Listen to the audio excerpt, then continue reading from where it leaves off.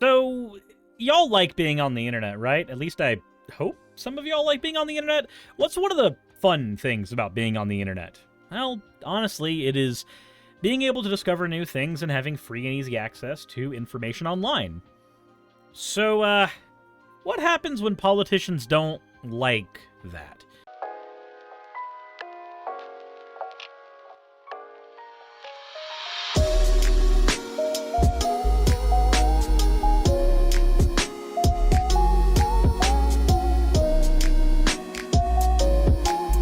Well, Aaron Reed has an article for us that we're going to be looking into that'll talk about that, because we need to talk about the Kids Online Safety Act, otherwise known as KOSA. And this may affect a lot of us, so let's get into that. But first, let's get into the fan art section. The very first one we have here is from Troika, still a work in progress, but this is panel 1 of 5. This was part of a suggestion by the Erasure. Meanwhile, at the Neko Suris Labs. Huh. That one looks like a snowman, and that one looks like a seal. And they all look like danger. The next one we have here is from Dungo. A scrap. This is about as far as I'll get. That is a face that is very tired, but ready to go to bed. The last one we have here is from Makeroo, who needs to get back on WoW. I have claimed that I will ruin World of Warcraft. It seems net coins have infected the gold, silver, and copper of Azeroth. As always, everyone, thank you all for your fan art submissions. If you want your fan art to be shown in a future video, the best way to do so is to drop it into the fan art section of the Discord. But with that said, let's go ahead and get right into where we are at in terms of topics today.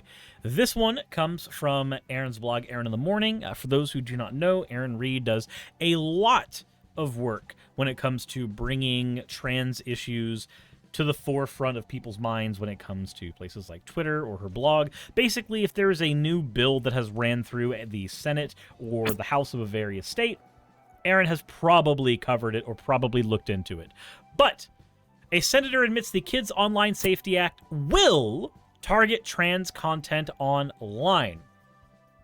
So there's a bill with bipartisan backing that is quietly making its way through Congress, and it could pose a significant threat to LGBTQ plus content online. It's officially named the Kids Online Safety Act, and the legislation ostensibly claims to limit minors' access to social media, control the content they see, and enhance privacy and parental supervision features on the social platforms. You know, this is one of those things where it feels like it should be okay, but typically that's not the case. Like, you remember Kappa? Remember how Kappa basically fucked over a shit ton of YouTube content creators? Remember how it didn't actually do anything to protect kids? Yeah, boy howdy, would it be interesting if it was another one of those. However, certain provisions in the bill have alarmed LGBTQ+ advocates who worry that they could be exploited to censor LGBTQ+ material online. This concern has gradually been validated as several key supporters of the bill have explicitly stated that their intention is to use its provisions to target such content. Those concerns materialized this weekend when the bill's chief sponsor, Senator Marsha Blackburn, alarmingly made a candid statement about her goals for the legislation, stating that it would be used to protect minor children from transgender stuff in our culture. Oh boy. Jassa says COPA, not COPPA. No, Jassa, it's COPPA. It is 100% COPPA. That is what it is. So basically every time a bill says it's about online safety, I just assume it's bad. I don't like assuming things about these bills. I don't like assuming this about any legislation, but still. Let's go ahead and continue. First introduced in February 2022, KOSA gained a little momentum until its recent reintroduction in May of 2023. The bill boasts broad bipartisan backing, with 43 co-sponsors listed, including 21 Democratic senators. Even President Biden has endorsed the legislation, emphatically stating, "Pass it, pass it, pass it." However, some of the bill's provisions could easily have been penned by the most fervent anti-LGBTQ plus advocates who are pushing targeted legislation against transgender individuals in the United States this year. While many aspects of KOSA are commendable, such as incentivizing social media platforms to curb compulsive usage among minors and bolstering privacy protections, certain elements are ripe for exploitation against transgender content. The section raising the most eyebrows is dubbed the duty of care. According to the bill, social media companies are required to implement measures to prevent and mitigate issues like anxiety, depression, eating disorders, substance abuse and use disorders, and suicidal behaviors. But here's a closer look at the section. So it says here, prevention of harm to minors. A covered platform shall act in the best interests of a user that the platform knows or reasonably should know is a minor by taking reasonable measures in its design and operation of a product and service to prevent and mitigate the following. And then it has listed all the exact same things that we mentioned before.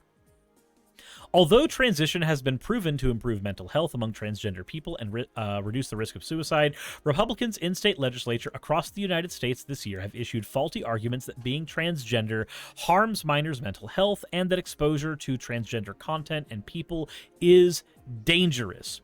Later, the bill empowers state attorneys general to file suit to force compliance with the bill. Also, Stoff, thank you for the hydrate. For those who have been monitoring the actions of state attorneys general in the states with anti-transgender agendas this year, the potential weaponization of such legislation against transgender people is abundantly clear.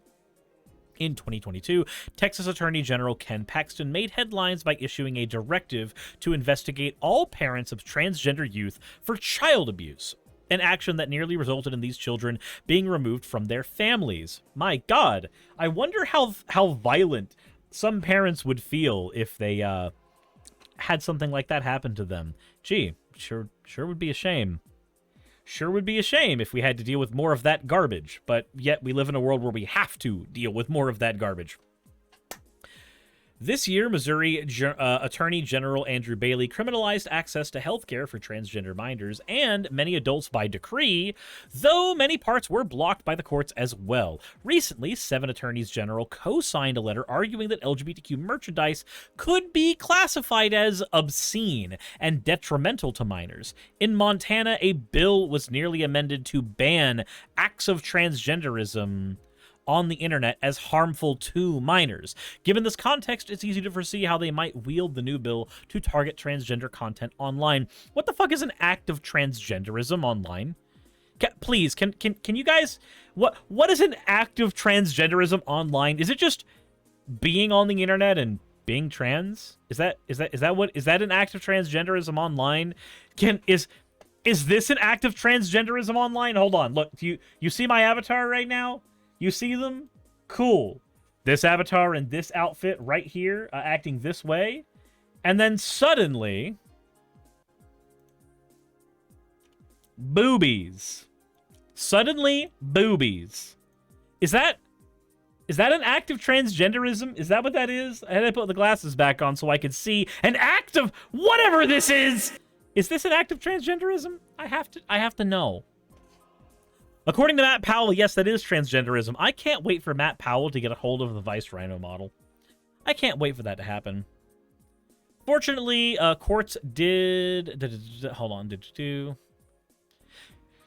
This is not purely a matter of speculation. Oh, wow, I've become very small. I scrolled down, and now I am small. Man, that's how Stoff feels. Weird. This is not purely a matter of speculation. Anti-LGBTQ organizations have explicitly stated their intentions regarding the bill. For example, in an article titled How Big Tech Turns Kids Trans, the Heritage Foundation voiced its support for the legislation. When advocates highlighted that this right-wing organization, already a staunch supporter of KOSA, advocated for using the bill in this manner, the Heritage Foundation doubled down. They stated, keeping trans content away from children is protecting kids. No child should be conditioned to think that permanently damaging their healthy bodies to try to become something they can never be is even remotely a good idea.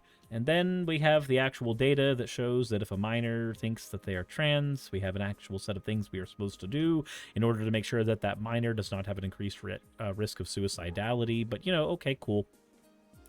Okay, cool. We'll just have the Heritage Foundation freaking out about nothing because that's what they do. They find things to freak out about because they are a Republican think tank made solely for the purpose of giving people things to be angry about. Said they'd fuck walls if they could. If the Heritage Foundation likes it, it's bad. That's not a good truism, but it's a good litmus test. In perhaps the clearest example of red flags against this law, one of the biggest sponsors of the bill, Senator Marsha Blackburn, stated that the bill would be used to protect minor children from the transgender in our culture. Axel says, these people will push a beauty standard that will give kids eating disorders that harm them, but God forbid they be trans. I wonder if they think that the kids who turn out to have, like, whatever you would consider transgender tendencies, I wonder what happens when these people find out later that, oh, wait a minute, that person's an adult now and they can just do the transition now anyway. So there's this lovely cycle that Republicans, conservatives in general in America, try to force, right? So we know that the steps to being trans, the step to transitioning, are more smooth if they are handled earlier. If the body has not had to go through its primary puberty and instead has been able to go through a later stage puberty that is of the person's volition, if they are trans, that ends up working out way better for them. As an example, there are certain things that develop during puberty that you may not want. For instance, breasts do not magically decrease in size when you start taking testosterone, and your voice does not magically change when you start taking estrogen. However, if you are prevented from having the initial puberty that most people would go through, and instead get to go through the puberty that your mentality says would be better for you, the puberty of the other gender, then you instead can develop in a way that you prefer. What does that mean? Because that sounds like a whole bunch of words to mean nothing. Basically, if somebody is assigned male at birth and transitions to female, they have an uphill battle in trying to take care of things like their voice. They have to learn to feminize their voice, but if they never have the balls dropping incident that happens with male puberty, then they don't have to do that. They will have a more naturally high voice in general because that part of the puberty does not happen. These people freak out about surgeries and all this shit, but then they forget that if a person is assigned female at birth and wants to transition to male, then that person is going to develop breasts that they are later going to not want. They are later going to have surgically removed. They have to go through more surgeries now than if they had been allowed to simply be on puberty blockers and then make a decision for themselves when the time allowed for it. And I've mentioned before, and I've mentioned in several videos, that the actual process we use for this is a carefully monitored process. If somebody shows that they have these tendencies or that they want to, if they give the okay, the 8 or 9 or 10-year-old child, if they say, hey, I don't think I'm in the right body, then we let them socially transition first. We let them put on a dress. We let them do things that we basically let them see if they feel more comfortable operating that way before puberty. And then after they have hit, 11, 12 years old, when puberty begins, we put them on puberty blockers, which people can be on for about 5 years maximum before having any super negative effects, bone density and potential fertility issues aside. Yeah, the try before you buy period, literally. If we find that after 4 or 5 years of puberty blockers that this person still wants to transition, then they go on HRT, where if they are assigned female at birth and they want to transition to a male body, then we give them estrogen blockers and we give them testosterone supplements. And the reverse is true. If somebody is assigned male at birth and wants to transition to female, we give them testosterone blockers and estrogen supplements. So instead of them having to go through puberty with a wash of testosterone in their body, they will go through puberty with a wash of estrogen in their body, so they will just experience a female puberty,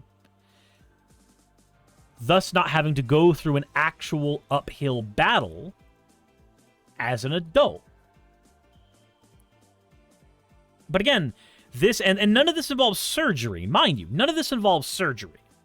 None of this involves us actually going in and cutting out any bits or anything like that. So you don't even deal with that until age 17 or 18, if you even do that. There are plenty of people who do not actually go through any type of sexual reassignment surgery. Also, Zada, thank you very much for the resubscription. There are people who simply do not do that, do not need that. But let's go ahead and continue. Despite these alarming implications, opposition to KOSA has been surprisingly tepid, even among groups typically considered stalwart allies of the LGBTQ+ community. While several LGBTQ+ organizations did sign a letter opposing KOSA in 2022, opposition has largely waned from these groups. Internal sources at multiple organizations have informed me that their stances have moved to organizational neutrality. Moreover, a recent report from the LA Blade disclosed that in private discussions with key stakeholders, significant LGBTQ organizations such as GLAAD, GLSEM, and PFLAG have quietly withdrawn their opposition to the bill, citing meaningful conversations from key allies. Given the rare bipartisan backing it enjoys, along with Biden's own endorsement, KOSA warrants vigilant scrutiny. In an era where few legislative efforts garner cross-party support, the bill's broad appeal makes it particularly noteworthy. However, KOSA has also emerged as a troubling point of divergence, pitting LGBTQ+ advocates against organizations meant to represent their interests, as well as Democratic officials who have otherwise been vocal critics of anti-LGBTQ+ legislation. This divide highlights the potential for a serious misstep by those who would otherwise support trans people and could result in significant harm for the community should it pass. Basically, what we have here, to make this as the takeaway, the short digestible version of this, is we have right now a bill that, with its current language, can be used to limit access to anything trans-related online. But because the bill does not explicitly state that... Also, how's it going, Chesh? Thank you so much for the raid. How was your stream? But because the bill does not specifically state that it is anti-trans person, it does not specifically have that language written in the bill, they are able to basically hide behind that fact. Oh, it's not an anti-trans bill because there's no anti-trans language in the bill. But the people who are sponsoring the bill noted that it can be wielded against trans people. That's what's happening here. It's a bill that, while not being an anti-trans bill, can be utilized in that way, and as a result, probably needs to undergo a couple more revisions so that that information can be put down much tighter. And this is also ignoring the other issue that content creators right now, we've already dealt with this shit before on our own front with Kappa. We would be dealing with this shit again. Sakura said it's basically how laws were written to be race neutral, but then ended up having racist applications. Yep, basically. How's it going, Zant? Thank you for the follow. But with that said, this is where I got to throw it back to you guys. Have you checked out the bill itself? Have you looked at it? Have you looked into it? Have you heard of this at all before? And what are your opinions? Hit the like button if you haven't already. Subscribe if you haven't already. And remember, this is Bill S-1409 from the Senate.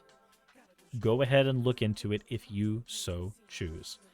As always, insert end video tagline here.